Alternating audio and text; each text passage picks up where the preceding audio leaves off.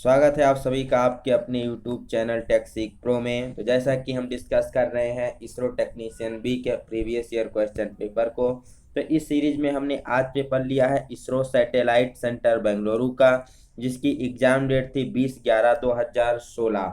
हमारा main motive क्या है? अब की बार इसरो पार, अभी नहीं तो कभी नहीं। इस बार आपको ऐसा सुनहरा अवसर मिला है कि एक बार पढ़ाई करके, एक बार तैयारी करके आप 5 से 6 पेपर को अटेम्प्ट कर सकते हैं।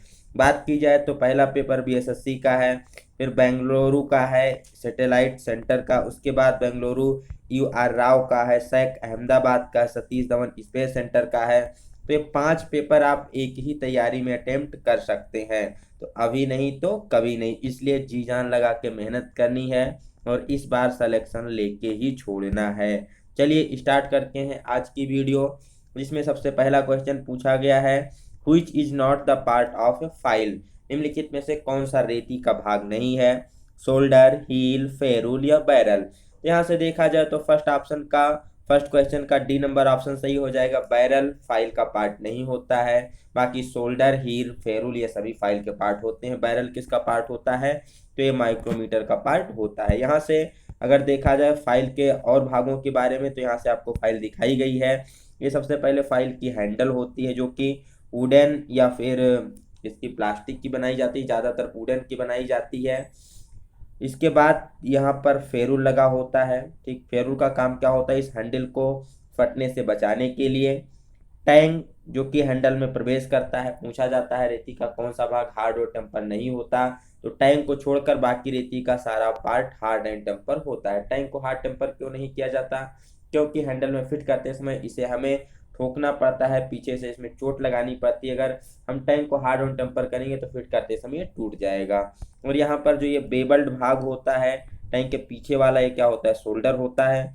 हील पूछा जाता है फाइल के किस पार्ट पे दांतें नहीं कटे होते हैं, तो हील को छोड़कर बाकी पूरे बॉडी पर दांतें कटे होते हैं। तो हील चौड़ा भाग होता है जिस पर दांतें नहीं कटे होते हैं।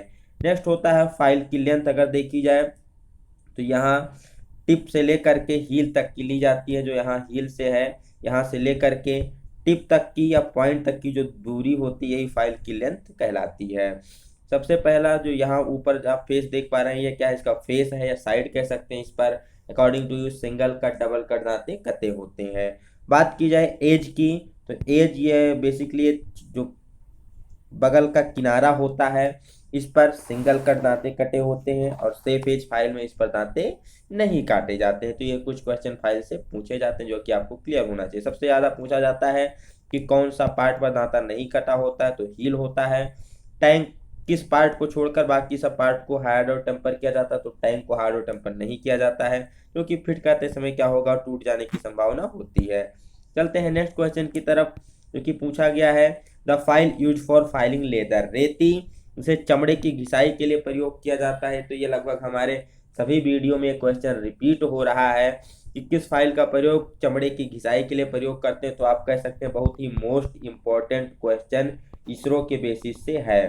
तो यहाँ से कौन सा ऑप्शन सही हो जाएगा? तो ऑप्शन नंबर हमारा सही हो जाएगा सी। रेस्ट कट फाइल का प्रयोग किया जाता है चमड़े या फिर कह सकते हैं वुड, रबड़, प्लास्टिक, इन सब की फाइलिंग के लिए बेसिकली प्रयोग किया जाता है रेस्प कट फाइल का। ओके, सिंगल कट फाइल का प्रयोग कहाँ करते हैं? तो सिंगल कट फाइल का प्रयोग किया जाता है एल्युमिनियम, ब्रास, ब्रॉन्ज की फाइलिंग के लिए। डबल कट फाइल जनरली यही सबसे ज़्यादा यूज की जाती है। ओके, बात की जाए कर्व कट फाइल, तो अकॉर्डिंग टू ग्रे कट के अनुसार होती है। इसका प्रयोग कॉपर, टिन, लेड की फाइलिंग के लिए प्रयोग किया जाता है। चलते हैं नेक्स्ट क्वेश्चन की तरफ, जिसमें पूछा गया है 1 micron is equal to how many centimetre. 1 micron में कितने सेंटीमीटर होते हैं? तो जैसा कि हम लोगों को पता है कि 1 माइक्रोन की अगर बात की जाए, जैसा कि हमें क्या पता है, 100 माइक्रोन बराबर क्या होता है? 1 mm होता है। मीन्स 1 mm में कितने माइक्रोन होते हैं? 1000 माइक्रोन होते हैं। 1000 माइक्रोन बराबर 1 mm। अब 1 mm में अगर mm को हमें किस में बदलना है? सेंटीमीटर में बदलना है, तो उसको 10 से भाग देना पड़ता है, क्योंकि 1 सेंटीमीटर में 10 mm होता है। तो इस प्रकार अगर देखा जाए तो 1000 माइक्रोन बराबर क्या हो जाएगा? 1/10 सेंटीमीटर हो जाएगा। अब 1 माइक्रोन बराबर क्या हो जाएगा? तो 1 माइक्रोन बराबर हो जाएगा 1/10 गुणे 1000। तो यहाँ से निकल के आएगा 1/10,000। अगर इसे हम पॉइंट में बदलेंगे तो 0.0001 सेंटीमीटर हो जाएगा। ठीक, तो ये आपको क्लियर होना चाहिए। यहाँ से क्वेश्चन कई बार पूछा जाता है कि 1 mm में कितने माइक्रोन होते हैं, तो 1000 माइक्रोन होते हैं। 1 माइक्रोन की वैल्यू mm में पूछी जाती है तो 0.001 mm हो जाता है, और 1 सेंटीमीटर में 10 mm होते हैं। आपको क्लियर होगा। नया क्वेश्चन जो पूछा गया था कि 1 माइक्रोन में कितने सेंटीमीटर होते हैं, तो 0.0001 सेंटीमीटर हो जाएंगे। यहाँ से आप क्लियर कर सकते हैं। तो यहाँ पर तीसरे क्वेश्चन का कौन सा ऑप्शन सही हो जाएगा? तीसरे क्वेश्चन का ऑप्शन नंबर बी सही हो जाएगा। 0.0001 सेंटीमीटर होता है 1 माइक्रोन में। फोर्थ क्वेश्चन की तरफ चलते हैं। चौथा क्वेश्चन क्या पूछा गया है? What is the point angle of prick punch which is used for marking light punch mark? Prick punch का बेसिकली एंगल पूछा गया है जिसका प्रयोग हल्के लाइट मार्क के लिए प्रयोग किया जाता है। तो प्रिक पंच का एंगल कितना हो जाएगा? 30 डिग्री हो जाएगा। जो 30 डिग्री का प्रिक पंच होता है इसका प्रयोग लाइट मार्किंग के लिए या फिर सीट मेटल के कार्यों में प्रयोग किया जाता है, या फिर इससे जो फेमस क्वेश्चन पूछा जाता है कि डिवाइडर के हेड को बैठाने के लिए, उसकी नोक को बैठाने के लिए कौन सा पंच प्रयोग करते हैं, तो वहाँ 30 डिग्री प्रिक पंच का प्रयोग किया जाता है। जो दूसरा पूछा जाता है 60 डिग्री प्रिक पंच, या इसी को डाट पंच के नाम से जानते हैं, तो इसका प्रयोग कब करते हैं? तो इसका प्रयोग विटनेस मार्किंग के लिए किया जाता है, मार्किंग के बाद लाइनों को पक्का करने के लिए। 90 डिग्री जिसे सेंटर पंच के नाम से जानते हैं, इसका प्रयोग ड्रिलिंग करने से पहले होल के मार्किंग के लिए किया जाता है। चलते हैं नेक्स्ट क्वेश्चन की तरफ, जो कि बेसिकली पूछा गया है हैमर से। The engineer hammer is specified by its. Hammer को किसके द्वारा स्पेसिफाई किया जाता है?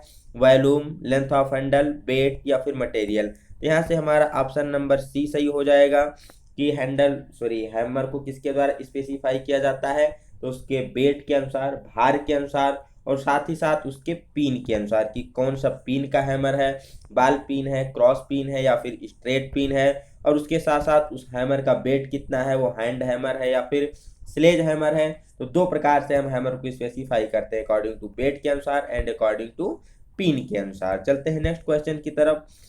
6 number question, if the strength of material to be drilled is high, the drill speed should be. Basically पूछा गया है ये ड्रिल करने के पदार्थ का बल उच्च है, मीन जिसमें हमें ड्रिल करना है वो पदार्थ कैसा है, वो बहुत हार्ड पदार्थ है, तो फिर ड्रिलिंग की स्पीड कैसे होगी, उसकी गति कैसे होगी? तो क्लियर होना चाहिए। जब हमें हार्ड मेटल की ड्रिलिंग करनी होती है तो उस समय स्पीड कैसी रखी जाती है? स्लो रखी जाती है। और अगर हमें सॉफ्ट मेटल की ड्रिलिंग करनी है जिसकी स्ट्रेंथ बहुत कम है, तो वहां पर स्पीड क्या हो जाती है? हाई स्पीड हो जाती है। इसी के साथ साथ पूछा जाता है कि रफ ड्रिलिंग के लिए क्या प्रयोग करेंगे? तो रफ ड्रिलिंग के लिए भी स्पीड क्या होनी चाहिए? स्पीड बेसिकली स्लो होनी चाहिए। और अगर हमें फिनिश ड्रिलिंग करनी है, फिनिशिंग करनी है, तो उसके लिए स्पीड हमारी तेज होनी चाहिए। और यहाँ पर डेप्थ ऑफ कट जो होती है वो कम होती है, रफ में डेप्थ ऑफ कट थोड़ी ज़्यादा होती है, कह सकते हैं फीड ज़्यादा होती है, स्पीड कम होती है रफ में, और फीड कम होती है, स्पीड ज़्यादा होती है फिनिश में। चलते हैं नेक्स्ट क्वेश्चन की तरफ। 7 नंबर क्वेश्चन क्या पूछा गया है? Calculate the spindle RPM for drilling speed 44 metre per minute and diameter of drill 20 mm। यहाँ पर हमें क्या करना है? आरपीएम की गणना करनी, एन की गणना करनी है, जबकि स्पीड दिया गया है 44 मीटर पर मिनट, डायमीटर दिया गया है 20 mm। तो इस पे हमने कई सारे न्यूमेरिकल ऑलरेडी पिछले वीडियोस में कर रखे हैं, फिर भी इस क्वेश्चन को हम क्लियर कर लेते हैं कि किस प्रकार से सॉल्व किया जाता है। तो हमें क्या दे रखा है? कटिंग स्पीड भी बराबर दे रखा है 44 मीटर पर मिनट, ड्रिल का डायमीटर दे रखा है 20 mm, निकालना क्या है? उसका रेवोल्यूशन पर मिनट, आरपीएम की गणना करनी है। We know that cutting speed भी बराबर pi d n upon 1000 metre per minute. यहाँ से अगर हम एन के लिए फार्मूला निकालें तो एन बराबर हो जाएगा B into 1000 upon pi D. B का मान कितना है? 44 है, 1000 हो जाएगा, पाई का मान 3.14, डी का मान 20 है। अब क्या करेंगे? हम 1000 को 20 से कैंसिल करेंगे तो 50 आ जाएगा, तो 44 इंटू 50 अपॉन 3.14। अब अगर देखा जाए तो हम 44 को अगर 3.14 से कैंसिल करते हैं तो अप्रॉक्सिमेट 14 के करीब आता है, ठीक, क्योंकि 14 3 जा कितना होता है? 42 होता है, तो अप्रॉक्सिमेट कितना आएगा? 14 आएगा। 14 को जब हम 50 से मल्टीप्लाई करेंगे तो अप्रॉक्सीमेट 700 आरपीएम के करीब आ जाता है। तो यहाँ से आपको क्लियर क्या होना चाहिए कि बेसिकली फार्मूला क्लियर है अगर आपको, तो आप सॉल्व कर सकते हैं। b बराबर πd/1000, ये फार्मूला पता है तो यहाँ से आप किसी की भी वैल्यू निकाल सकते हैं। तो चलते हैं अपने क्वेश्चन की तरफ। तो यहाँ से 7 नंबर का क्या सही हो जाएगा, 700 आरपीएम हो जाएगा। 700 राउंड पर मिनट के स्पीड से वो ड्रिल क्या करेगा, घूमेगा। 700 आरपीएम सही हो जाएगा। नेक्स्ट क्वेश्चन 8 नंबर देखा जाए, what is the coolant use for machining cast iron. बहुत ही फेमस क्वेश्चन है क्योंकि कई बार एग्जाम में पूछा जाता है कि ढलवा लोहे या फिर कास्ट आयरन की मशीनिंग करते समय कौन सा कूलेंट प्रयोग किया जाता है। तो यहाँ से आपको क्लियर होना चाहिए क्या प्रयोग किया जाता है, ड्राई एयर प्रयोग किया जाता है। ठीक, ड्राई एयर जिसे कहते हैं सूखी हवा, कास्ट आयरन की मशीनिंग करते समय यही प्रयोग की जाती है। यहाँ ऑप्शन में ड्राई एयर नहीं दिया गया है तो हम किसकी तरफ जाएंगे, तो यहाँ हम नो कूलेंट की तरफ जाएंगे कि किसी भी शीतलक का प्रयोग नहीं किया जाता है। ठीक, या तो ड्राई एयर होना चाहिए या फिर कोई भी शीतलक का प्रयोग नहीं किया जाता है। तो 8 का क्या, डी ऑप्शन सही हो जाएगा। सोल्यूबल ऑयल का प्रयोग कब करते हैं, तो इसका प्रयोग जनरली माइल्ड स्टील वगैरह की ड्रिलिंग करते समय या ऑपरेशन करते समय प्रयोग किया जाता है। और इसके साथ साथ पूछा जाता है एल्युमिनियम की मशीनिंग करते समय कौन सा कूलेंट प्रयोग किया जाएगा, तो उसके लिए केरोसिन ऑयल का प्रयोग किया जाता है। कई बार एग्जाम में पूछा जाता है सोल्यूबल ऑयल में वाटर और सोल्यूबल ऑयल का मिश्रण रेशियो क्या होता है, तो वाटर कितना होता है 20 होता है, ऑयल कितना होता है 1 होता है। तो इसी को रिवर्स करके वो पूछता है ऑयल इंटू वाटर, तो ऑयल इंटू वाटर का रेशियो क्या हो जाएगा 1:20 हो जाएगा। ये भी कई बार एग्जाम में पूछा गया है। नेक्स्ट चलते हैं, in a vernier caliper 39 main scale division are divided into 40 equal point of the vernier scale, then what is the least count in mm, take the value of main scale division equal to 1 mm। यहाँ पर क्या बताया गया है कि 39 main scale division बराबर है 40 vernier scale division के, और यदि एक मेन स्केल डिवीजन की वैल्यू 1 mm हो तो ऐसे वर्नियर कैलिपर का लिस्ट काउंट क्या होगा। इसको भी हम देख लेते हैं डिटेल में, क्योंकि इससे कई बार एग्जाम में इस डाटा बदल बदल के क्वेश्चन पूछा जाता है। तो क्या दिया गया है कि 40 वर्नियर स्केल डिवीजन किसके बराबर है, 39 मेन स्केल डिवीजन के बराबर है। अब दिया गया है कि 1 मेन स्केल डिवीजन की वैल्यू कितनी है 1 mm है, तो 40 वर्नियर स्केल डिवीजन की वैल्यू कितनी हो जाएगी 39 mm के बराबर हो जाएगी, जो कि क्वेश्चन में ही दिया गया है। यहाँ से हमें निकालना है एक वर्नियर स्केल डिवीजन की वैल्यू, तो एक वर्नियर स्केल डिवीजन की वैल्यू कितनी हो जाएगी 39/40 हो जाएगी। ठीक, करना बस इतना होता है कि एक वर्नियर स्केल डिवीजन की वैल्यू हमें निकालनी होती है, जो कि कितनी हो जाएगी 39/40 हो जाएगी। तो फार्मूला क्या होता है लिस्ट काउंट निकालने का वर्नियर कैलिपर का, तो लिस्ट काउंट बराबर एक मेन स्केल डिवीजन माइनस एक वर्नियर स्केल डिवीजन। अब एक मेन स्केल डिवीजन की वैल्यू कितनी दे रखी गई है, तो एक मेन स्केल डिवीजन की वैल्यू दे रखी है 1 mm, और एक वर्नियर स्केल डिवीजन की हमने वैल्यू अभी निकाली 39/40। यहाँ से हम 40 को क्रॉस मल्टीप्लाई करेंगे तो 40 माइनस 39/40 निकल के आ जाएगा 1/40, तो इक्वल टू 0.025 mm हो जाएगा। ठीक, ये क्या हो जाएगा लिस्ट काउंट 0.025 mm निकल के आ जाएगा। तो ये क्वेश्चन आपको क्लियर होना चाहिए। अब यही डाटा बदल सकता है, 49 main scale division equal to 50 vernier scale division पूछा जा सकता है, या फिर 19 main scale division equal to 20 vernier scale division question पूछा जाता है। तो इस प्रकार के क्वेश्चन भी एग्जाम में पूछे जाते हैं। तो सेम इसी फार्मूले का प्रयोग करके, इसी कॉन्सेप्ट का प्रयोग करके आप अन्य न्यूमेरिकल को भी सॉल्व कर सकते हैं। तो यहाँ से कौन सा ऑप्शन सही हो जाएगा, तो यहाँ से हमारा ऑप्शन नंबर सी सही हो जाएगा 0.025। बढ़ते हैं नेक्स्ट क्वेश्चन की तरफ, देखते हैं नेक्स्ट क्वेश्चन में क्या पूछा गया है। बढ़ते हैं नेक्स्ट क्वेश्चन की तरफ, जो कि 10 नंबर का क्वेश्चन है। यहाँ पर as per the Indian standard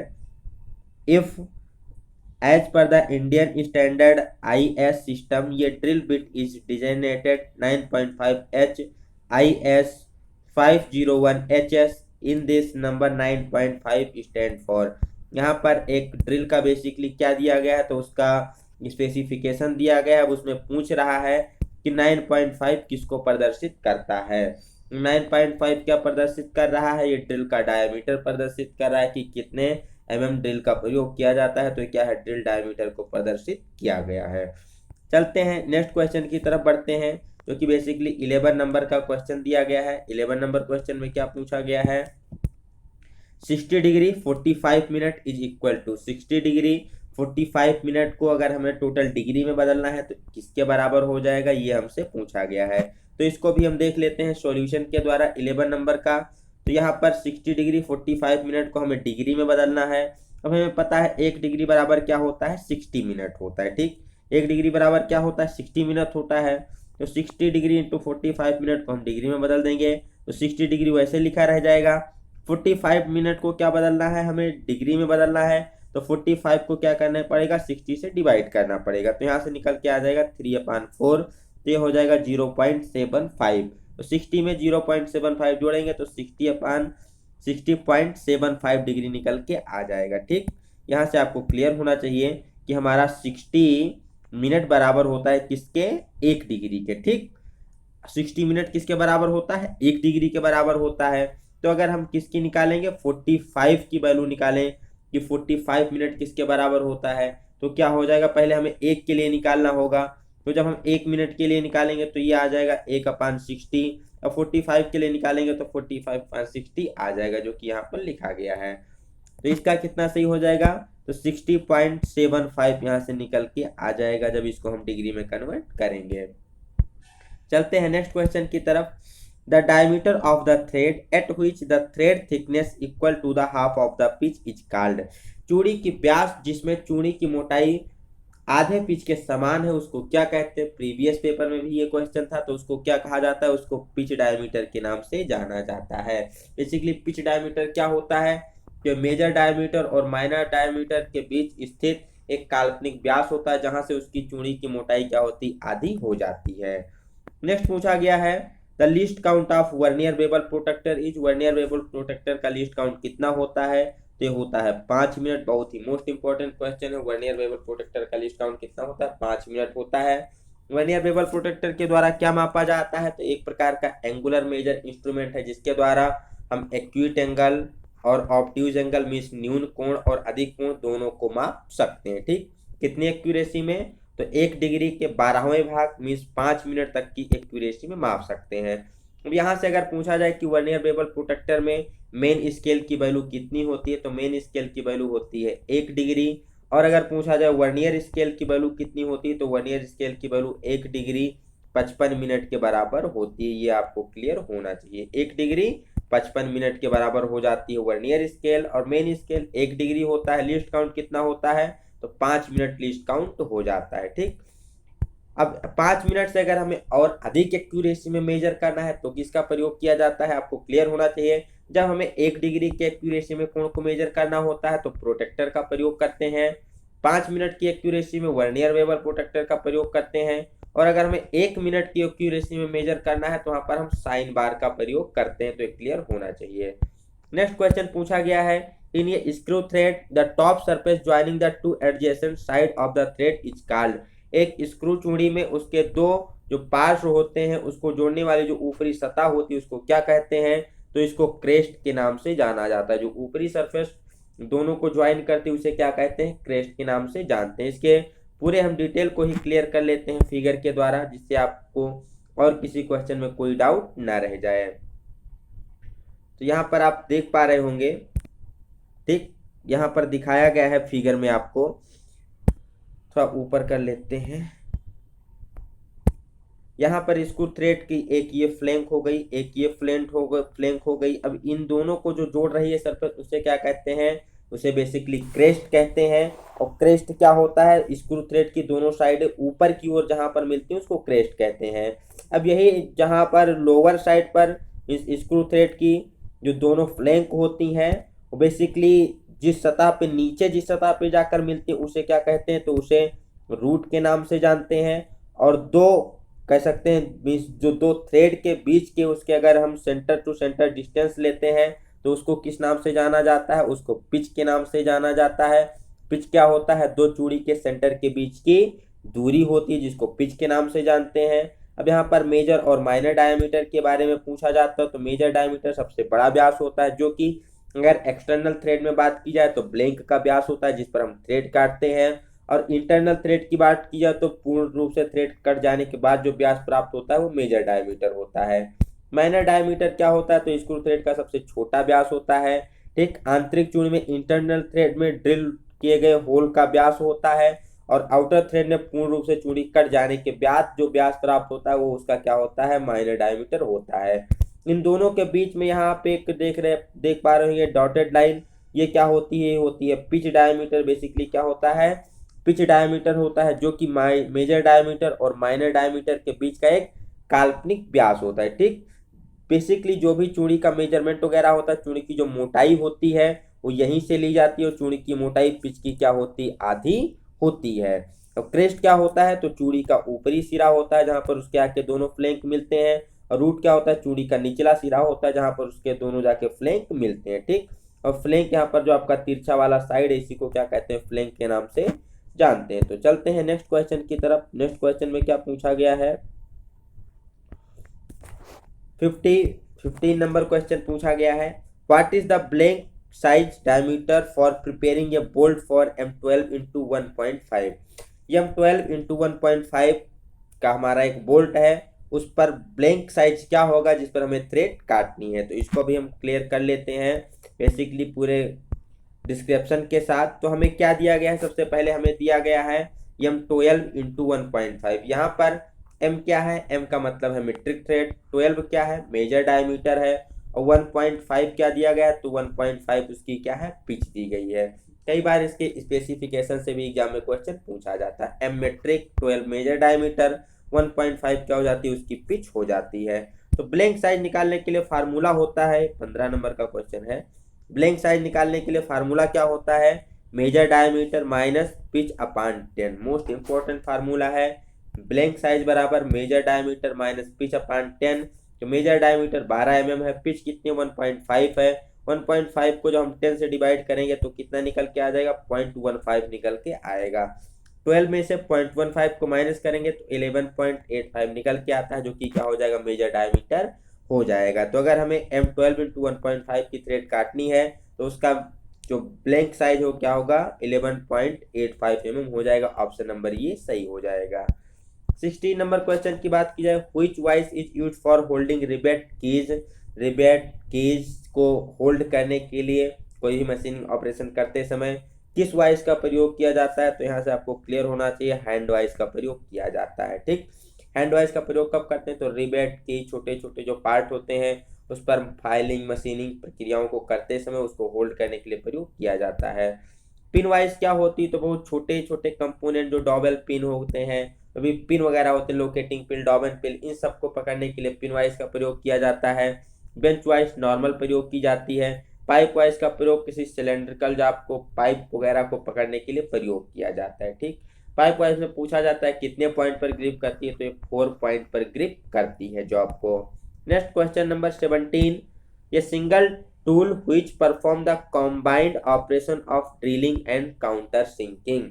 बहुत ही मोस्ट इंपॉर्टेंट क्वेश्चन 17 नंबर, कि ऐसा टूल जो ड्रिलिंग और काउंटर सिंकिंग दोनों ऑपरेशन कर सकता है उसे क्या कहते हैं, तो उसे सेंटर ड्रिल के नाम से जानते हैं। इसी का दूसरा नाम होता है कॉम्बिनेशन ड्रिल के नाम से भी इसे जानते हैं। इसका जो आउटर सिरा होता है वो 120 डिग्री का होता है, और जो इसके बाद वाला सिरा होता है वो 60 डिग्री में होता है। ठीक, किससे नाम से जानते हैं, तो इसे काउंटर सॉरी सेंटर ड्रिल या फिर कॉम्बिनेशन ड्रिल के नाम से जानते हैं। ये ड्रिलिंग और काउंटर सिंकिंग दोनों की प्रक्रियाएं एक साथ कर सकता है। ठीक, चलते हैं नेक्स्ट क्वेश्चन की तरफ। 18 नंबर, इन ये tolerance system as per the below figure the dimension X represent. यहाँ पर एक्स से रिप्रेजेंट किया गया है, वो हमें बताना है कि एक्स से किसको रिप्रेजेंट किया गया है। तो थोड़ा फिगर को जूम कर लेते हैं, देखते हैं यहाँ पर कौन कौन सी चीज़ें दिखाई गई हैं। तो बेसिकली ये क्या है, ये हमारी जीरो लाइन है। ठीक, जो कि बेसिक लाइन होती है जहाँ से हम सभी टॉलरेंस लिमिट फिट वगैरह को कैलकुलेट करते हैं। अब ये हमारा क्या हो गया, ये हमारा हो गया बेसिक साइज। ठीक, इतना हमारा क्या हो गया, जीरो लाइन से यहाँ तक का हमारा बेसिक साइज हो गया। और ये क्या है, ये बेसिकली लोअर लिमिट दर्शाई गई है जॉब की, और ये क्या है, ये जॉब की अपर लिमिट दर्शाई गई है। अब अपर लिमिट और लोअर लिमिट का जो बीच होता है इसी को क्या कहते हैं, इसी को हम टॉलरेंस जोन के नाम से जानते हैं, जिसको जेड के द्वारा प्रदर्शित किया गया है। अब बेसिक साइज, ठीक, बेसिक साइज और लोअर लिमिट के बीच का अंतर जो होता है उसे क्या कहते हैं हम, मतलब बेसिक साइज, और जो लोअर लिमिट दिखाई गई उसे लोअर डेविएशन के नाम से जानते हैं। और बेसिक साइज और अपर लिमिट के बीच का जो अंतर होता है इसे किस नाम से जानते हैं, तो इसे अपर डेविएशन के नाम से जानते हैं। क्लियर होना चाहिए। बेसिक साइज और लोअर लिमिट के बीच का जो अंतर होता है, अलजेब्रिक डिफरेंस होता है, इसे लोअर डेविएशन के नाम से जानते हैं, न्यूनतम विचलन। और बेसिक साइज और अपर लिमिट के बीच का जो अंतर होता है इसी को क्या कहते हैं, इसी को हम अपर डेविएशन या फिर ऊपरी विचलन के नाम से जानते हैं। ठीक, अपर लिमिट और लोअर लिमिट के बीच का जो अंतर होता है इसी को टॉलरेंस कहते हैं। यहाँ पर जो ये ग्रेड दिखाएगा, जोन दिखाएगा, इसी को हम टॉलरेंस जोन के नाम से जानते हैं। तो यहाँ से कौन सा ऑप्शन सही हो जाएगा, तो 80 नंबर का हमारा ऑप्शन सही हो जाएगा। मिनिमम लिमिट ऑफ साइज क्या हो जाएगा, आकार की न्यूनतम सीमा को प्रदर्शित कर रहा है। 80 नंबर का सॉरी क्या हो जाएगा हमारा, लोअर डेविएशन सही हो जाएगा। मीन्स यहाँ पर बेसिक साइज और लोअर लिमिट के बीच की जो डिफरेंस होती है उसे क्या कहते हैं, लोअर डेविएशन के नाम से जानते हैं। तो एक्स क्या हो जाएगा, लोअर डेविएशन हो जाएगा। वाई की बात की जाए तो वाई अपर डेविएशन हो जाएगा, और जेड क्या हो जाएगा, टॉलरेंस जोन हो जाएगा। बढ़ते हैं नेक्स्ट क्वेश्चन की तरफ।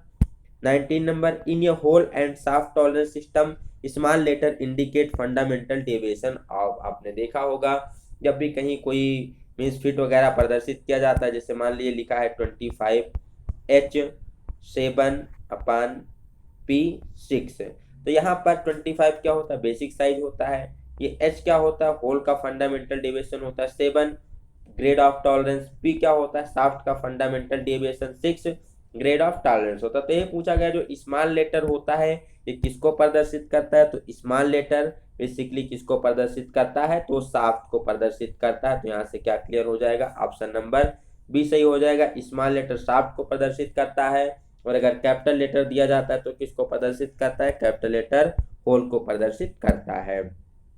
If the tolerance of the hole and shaft represented as shown in the figure below then fit is called.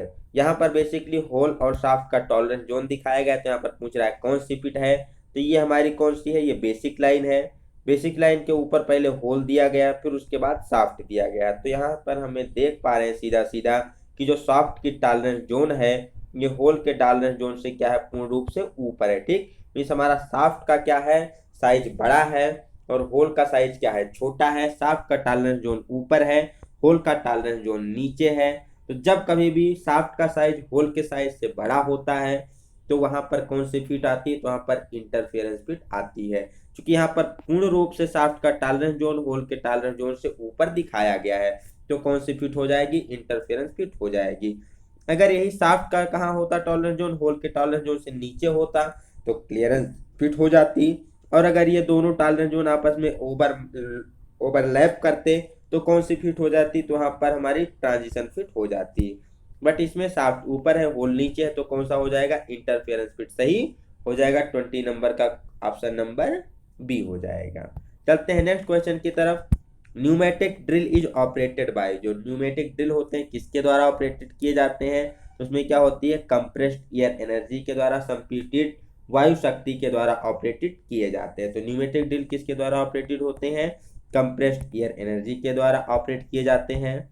Next 22 number का क्वेश्चन, यहाँ पर हमें बेसिकली एक होल और दो होल, इन दोनों होल की अकॉर्डिंग टू मूल बिंदु के सापेक्ष में इनकी स्थिति दर्शाई गई है। क्योंकि यहाँ पर पहला होल है x5 है y5 है, दूसरा होल है यहाँ पर x कितना है 25 है y20 है। तो इन दोनों होल के बीच की दूरी क्या होगी हमें निकालना। Find out the distance between two hole in a plate as per the hole table shown in the figure. इसके अनुसार क्या काम है, होल की डिस्टेंस को कैलकुलेट करना है। तो देख लेते हैं इसको भी,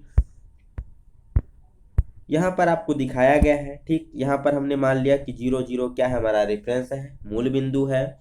इधर क्या दर्शा रहा है, ये एक्स एक्सिस को दर्शा रहा है, ये क्या दर्शा रहा है, वाई एक्सिस को दर्शा रहा है। तो जो पहला होल है, पहले होल की डायमेंशन क्या है कि एक्स में कितना गया है, 5 गया है, वाई में कितना गया है, 5 गया है। मीन्स 5,5 पहले होल की पोजीशन है। दूसरे होल की पोजीशन क्या दिखाई गई है, तो यहाँ आप देख सकते हैं दूसरे होल की पोजीशन एक्स में कितना है, तो एक्स में 25 है, वाई में कितना है, तो वाई में ये 20 दिया गया है। ठीक, तो यहाँ पर देखा जाए अगर ये पूरा 25 है और यहाँ तक की दूरी कितनी है, 5 है, तो ये कितनी दूरी हो जाएगी, तो ये हमारी 20 हो जाएगी। ठीक, अब पूरा ये कितना, यहाँ से लेकर के यहाँ तक 20 है और यहाँ से यहाँ तक 5 mm है। तो बेसिकली अगर बात की जाए कि ये कितना हो जाएगा, तो ये हमारा 15 mm निकल के आ जाएगा। आपको ध्यान क्या रखना है, टोटल 25 है, इतना हमारा 5 है, तो ये कितना हो जाएगा, 20 हो जाएगा। ये हमारा पूरा 20 है, इतना 5 है, तो इसकी बात की जाए कितना हो जाएगा, तो 15 mm हो जाएगा। अब यहाँ पर एक हमारा त्रिभुज बना है, समकोण त्रिभुज। हम पाइथागोरस प्रमेय को अप्लाई करेंगे। तो पाइथागोरस प्रमेय क्या होता है, कर्ण का स्क्वायर बराबर आधार का स्क्वायर प्लस लंब का square, hypotenuse square equal to base square plus perpendicular square. यहाँ पर हमारा हाइपोटेनियस क्या है, x है, बेस 20 है, परपेंडिकुलर क्या है, 15 है।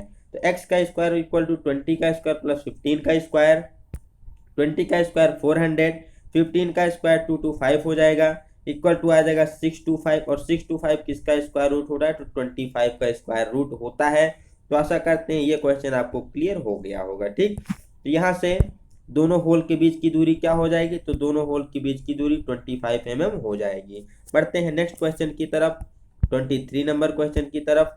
What is the angle theta represent in the cutting tool figure. यहाँ पर कटिंग टूल में थीटा किसको प्रदर्शित कर रहा है, तो थीटा किसको प्रदर्शित कर रहा है, तो बेज एंगल को या फिर जो पॉइंट एंगल होता है उसको प्रदर्शित कर रहा है। बात की जाए यहाँ से लेकर के यहाँ बीच की दूरी, तो ये क्या होती है, क्लियरेंस एंगल होता है।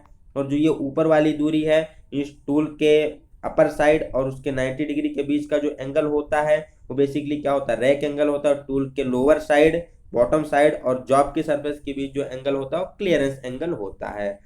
और ये थीटा किसको प्रदर्शित कर रहा है, तो थीटा पॉइंट एंगल या फिर बेज एंगल को प्रदर्शित कर रहा है। बढ़ते हैं नेक्स्ट क्वेश्चन की तरफ, 24 number. As the rake angle of the cutting tool reduce its strength will B.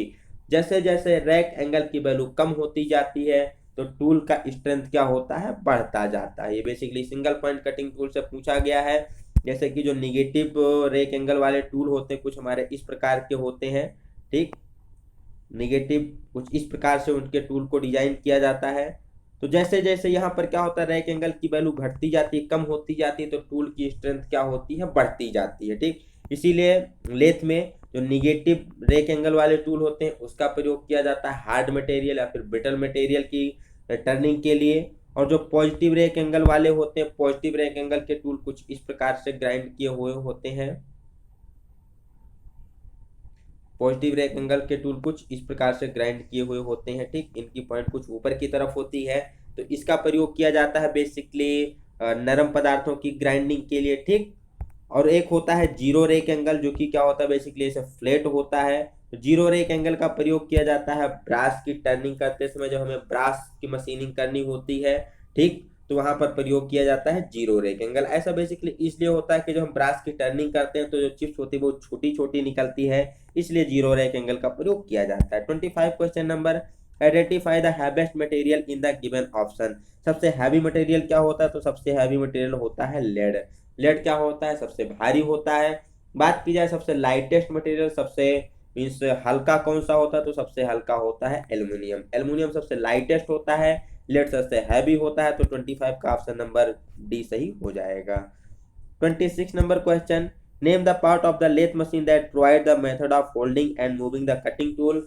Lathe machine के किस पार्ट के द्वारा कटिंग टूल को होल्ड किया जाता है, उसको मूव किया जाता है, तो कौन सा ऑप्शन हो जाएगा, कैरिज सही हो जाएगा। कैरिज में हम क्या करते हैं, टूल को होल्ड करते हैं और उसको हम मूवमेंट प्रदान करते हैं। बेड क्या होता है, तो बेड बेसिकली कास्ट आयरन का बना होता है। इस पर मशीन पर सारे जो पार्ट होते हैं, tell stock, head stock, carriage, ये सभी बेड पर ही माउंट होते हैं। हेड स्टॉक क्या होता है, तो लेफ्ट हैंड सिरा होता है। ठीक, जिसमें हम बेसिकली जाप को होल्ड करते हैं। टेल स्टॉक क्या होता है, तो राइट हैंड सिरे पर स्थित होता है, जिसमें हम ड्रिलिंग, रीमिंग इन सभी टूल को होल्ड करते हैं। या फिर लंबे जाप को टेपर टर्निंग, जब लंबे जाप पर हमें टर्निंग करती होती है सेंटर के मध्य, तो हम क्या करते हैं, टेल स्टॉक में सेंटर को लगाकर सपोर्ट करते हैं। 20 नंबर क्वेश्चन क्या पूछा गया, the process of obtaining pig iron from iron और इज कॉल्ड।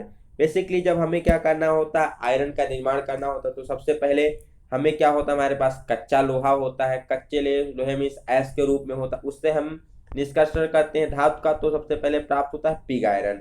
तो ऐश से पिग आयरन के निष्कर्षण की विधि क्या कहलाती है, तो उसे बेसिकली स्मेल्टिंग के नाम से जाना जाता है, जिसे हिंदी में कहते हैं प्रगलन। तो 27 नंबर का बी ऑप्शन सही हो जाएगा, स्मेल्टिंग प्रोसेस कहलाती है। एस्क से पिग आयरन प्राप्त करने के लिए उसके लिए कौन सी भट्टी प्रयोग की जाती है, तो इसके लिए ब्लास्ट फर्नेस का प्रयोग किया जाता है। पूछा जाए कास्ट आयरन के लिए कौन सी फर्नेस होती है, तो कास्ट आयरन के लिए क्यूकोला फर्नेस और रॉट आयरन के लिए पुडलिंग फर्नेस का प्रयोग किया जाता है निष्कर्षण करते समय। What is the purity level of wrought iron, wrought iron जो बेसिकली है इसका प्योरिटी लेवल क्या होता है, कितने परसेंट शुद्ध होता है, तो 99.99% शुद्ध होता है। सबसे प्योर लोहा कौन सा होता है, रॉट आयरन होता है। इसमें कार्बन की परसेंटेज 0.01 से 0.02 के बीच में पाई जाती है, बहुत ही कम कार्बन परसेंटेज होती है। कास्ट आयरन में 2 से 4% के बीच कार्बन परसेंटेज पाई जाती है। और जो पिग आयरन होता है लोहे का सबसे अशुद्ध रूप होता है, सबसे प्योर रूप कौन सा होता है, रॉट आयरन होता है, जिसमें 99.99% लोहे की मात्रा पाई जाती है। 29 number question, as the percentage of carbon increase in iron it became मोर।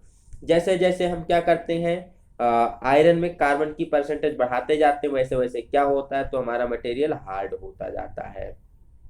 तो 20 नंबर का ऑप्शन नंबर बी सही हो जाएगा कि जैसे जैसे हम आयरन में कार्बन की परसेंटेज बढ़ाए जाएंगे तो हमारा लोहा कैसा होता जाएगा, लोहा हमारा हार्ड होता जाएगा। और हार्ड होने के साथ साथ उसमें और कौन सा गुण आता है, ब्रिटलनेस का भी गुण आता जाता है। अब इस ब्रिटलनेस के गुण को दूर करने के लिए हम क्या करते हैं, उसकी टेम्परिंग करते हैं। ठीक, नेक्स्ट क्वेश्चन देख लेते हैं 30 नंबर क्वेश्चन, जो कि आज की वीडियो का लास्ट क्वेश्चन है। एपॉक्सी इज ये, एपॉक्सी क्या है, तो कई बार एग्जाम में पूछा गया है क्वेश्चन, एपॉक्सी क्या है, थर्मोसेटिंग प्लास्टिक के अंतर्गत आती है। ठीक, epoxy is an thermosetting plastic. तो 30 नंबर का ऑप्शन नंबर बी सही हो जाएगा 30 नंबर क्वेश्चन का कि इपॉक्सी क्या है, एक थर्मोसेटिंग प्लास्टिक होती है। तो ये थी आज की वीडियो जिसमें हमने बेसिकली 30 क्वेश्चन को डिस्कस किया। अगले वीडियो में हम इससे 30 के आगे क्वेश्चन को 31 से लेकर के 60 नंबर के क्वेश्चन को डिस्कस करेंगे। तो बेसिकली पेपर हम डिस्कस कर रहे हैं इसरो सैटेलाइट बेंगलोर का 2016 20/11/2016 का पेपर है। अगर आपको वीडियो पसंद आता है तो इसे लाइक कीजिएगा और अपने फ्रेंड के भी ज़्यादा से ज़्यादा शेयर कीजिएगा। चैनल पर पहली बार विजिट कर रहे हैं तो चैनल को सब्सक्राइब करके बेल आइकन वाला बटन जरूर दबाएं। मिलते हैं नेक्स्ट वीडियो में नई जानकारी के साथ, नए एक ऊर्जा जोश के साथ। तो तब तक के लिए have a good day, best of luck, bye.